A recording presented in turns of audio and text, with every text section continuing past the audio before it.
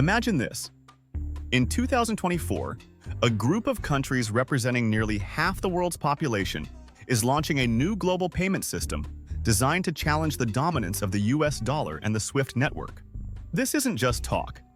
Brazil's President Lula da Silva emphasized how a common currency and integrated payment platform among the BRICS nations could reduce their payment vulnerabilities and reshape global finance. But why now? And why could this actually shake the world's financial order? The BRICS, originally Brazil, Russia, India, China, and South Africa, have long aimed to break the liberal international order led by the United States. This order, built after World War II, depends heavily on the dollar as the world's reserve currency, sustaining U.S. economic and geopolitical power. All international transactions, commodities, and global reserves flow through the dollar, earning Washington what economists call an exorbitant privilege. But cracks have been forming for years. Trump's America First politics, tariffs, and sanction wars signaled a shift from global cooperation to unilateral power plays. The dollar's image as a safe asset is tarnishing. In fact, in 2024, the dollar suffered one of its steepest declines in decades. Meanwhile, monumental U.S. debt, over 120% of GDP, and looming stimulus packages threaten inflation and further devaluation. Enter Brickpay, the BRICS' ambitious alternative to SWIFT.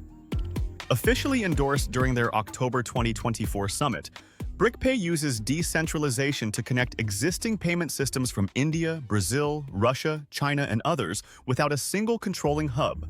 This means no country dominates the network, fostering trust in a bloc often divided by politics and economic differences.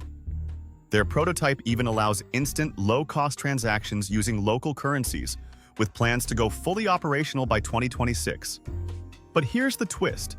While Brickpay won't replace SWIFT overnight or eliminate the dollar's power completely, it can capture a significant slice of global trade among emerging economies.